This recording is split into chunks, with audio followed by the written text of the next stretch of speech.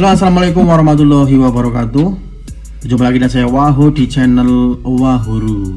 Kalau mau butuh uang mendadak di Korea, lihat terus video ini. Oke teman-teman, ini ada sebuah solusi ya bagi teman-teman yang membutuhkan uang mendadak atau butuh pinjaman uang di Korea.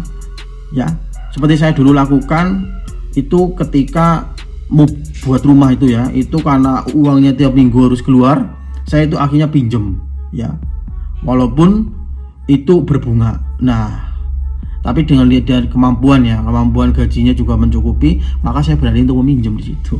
Ini pengalaman saya pinjem di sebuah aplikasi atau apa ya, finance ya, aplikasi finance itu namanya adalah GME ya. Nah, mungkin bagi teman-teman yang di Korea pasti sudah tahu ya, GME itu untuk ngirim uang atau untuk transaksi beli apa, transfer apa itu boleh di situ. Dan juga di sana juga ada GME Finance-nya ya, yang mengurusi tentang pinjaman. Nah, saya berdasarkan dapat rekomendasi juga dari teman, boleh pinjam di GME itu yang sampai dengan 20 juta won untuk pinjamannya ya.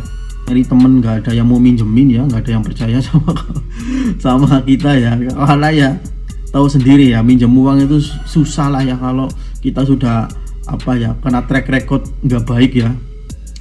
Ya jangan ditiru ya, seperti itu. Kalau pinjem ya pasti ada waktunya, janjinya, ada temponya untuk membayar, ya dibayar. Biar tenang hidup Anda ya. Oke, ini untuk pinjamannya itu prosesnya itu cepat, mudah ya. Dan saya itu tidak perlu datang ke cabangnya GME di sana ya. Kan di Ansan ada itu. Saya tapi nggak perlu ke sana, jadi saya online dengan customer service-nya. Nanti saya tulis di deskripsi bawah untuk nomor customer service-nya yang biasa untuk pinjaman. Itu soalnya mudah ya, cepat dan juga online. Nah, kalau chat ke customer service-nya mau minta pinjaman itu responnya cepat, tanpa ribet, pokoknya aman gitu ya. Itu kalau mau minjem diperlukan dokumennya. Yang pertama itu adalah ID card ya, 6 bulan di atas periode. Jadi kalau yang ini enggak sarankan ya, kalau yang baru datang. Kalau yang sudah lama mungkin butuh banget dana ya, yang aman ya, itu bisa ID cardnya 6 bulan maksimal, jadi sisanya 6 bulan. Kalau belum ya belum boleh, kalau belum itu ya. Terus yang kedua adalah paspornya yang masih berlaku tentunya ya. Terus yang ketiga adalah surat kontrak kerja atau S1. Nah, itu bisa ini ya, bisa minta ke majikan sajangnya, minta kopian surat kontrak kerjanya, itu boleh. Terus yang penting ini adalah yang terakhir adalah rekening bank Koreanya. Jadi rekening bank Korea itu untuk menerima pinjamannya itu berapa nanti ya.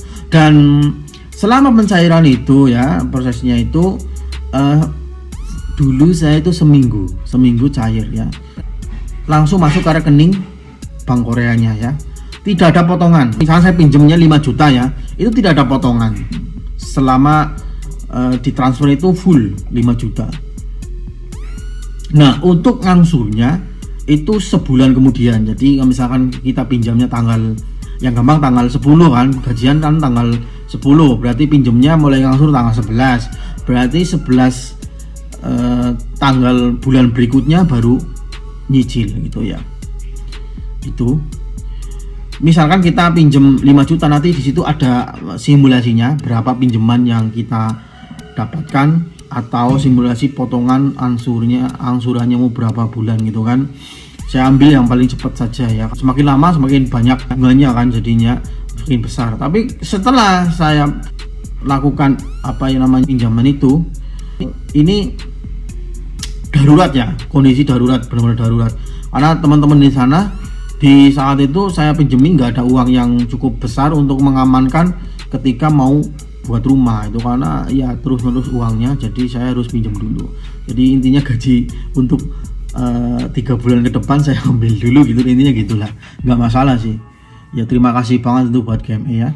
Jadi saat itu untuk mengangsurnya setelah lunas ya, setelah lunas itu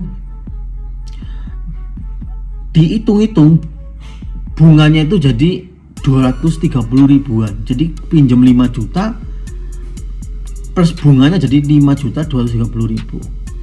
Kalau menurut saya itu bunganya kecil ya, menurut saya gitu kan saat itu. Jadi worth it lah, direkomendasikan kalau mau pinjam di GME ya. Yang penting harus on time bayarnya, kalau enggak nanti ditagih. Satu hari nggak ditagih nanti ditelepon sama petugasnya sana ya, karena straight ini kalau sampai nggak bayar nanti masalah dengan kalau kita mau mengajukan ke imigrasi atau visa kita mau lanjut lagi, kalau punya pinjaman seperti itu bahaya, itu nanti ditolak di imigrasinya. Jadi pastikan kemampuan kita untuk membayarnya itu harus ada, kita hitung-hitung dulu, benar-benar dihitung ya bagaimana nilainya kita bisa memperolehnya dengan uang yang gaji kita dengan pinjamannya itu ya. Kalau dari GME nya sih nggak masalah ya, tapi kita juga mempunyai andil untuk ya punya hitung-hitungan sendirilah kemampuannya membayar bagaimana. Kalau nggak ada kemampuan membayar susah.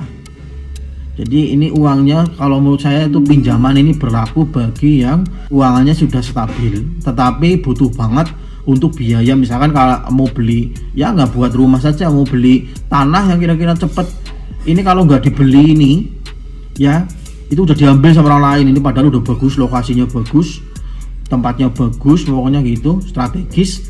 Nah ini kalau nggak dibeli, nah nggak dapat ini, mending diambil aja gitu. Contohnya untuk seperti itu sangat membantu ya GME itu ya. Simak ini videonya tentang GME Finance ya.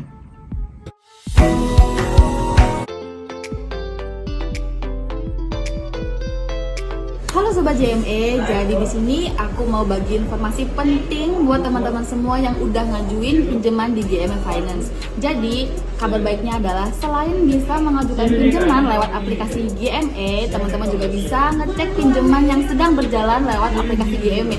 Gimana, keren banget kan? Apa aja informasi yang ada di situ? Jadi teman-teman semuanya bisa ngecek saldo pinjaman, kapan tanggal bayar, lalu sisa pinjamannya berapa, semuanya ada di aplikasi GME. Nah caranya gimana? Teman-teman tinggal buka aplikasi GME, lalu klik bagian menu pinjaman. Di situ teman-teman bisa cek pinjaman yang sedang berjalan tuh masih sisa berapa dan kapan harus dibayarnya. Jadi gimana, simpel banget kan? Selain bisa memantau saldo pinjaman, Sobat GME sekalian juga bisa melihat kapan tanggal pembayaran. Jadi nggak ada lagi kebingungan buat kapan bayarnya. Jadi buat teman-teman semua yang baru mau mengajukan pinjaman di GME Finance, langsung aja siapin 4 persyaratan. Yang pertama ada ID card, paspor, bukti tabungan, dan juga surat kontrak kerjanya. Langsung aja hubungin di WA CS. Jangan lupa untuk like, comment, share, dan juga follow semua sosial media GME Finance Indonesia supaya teman-teman yang lain juga dapat informasi ini ya.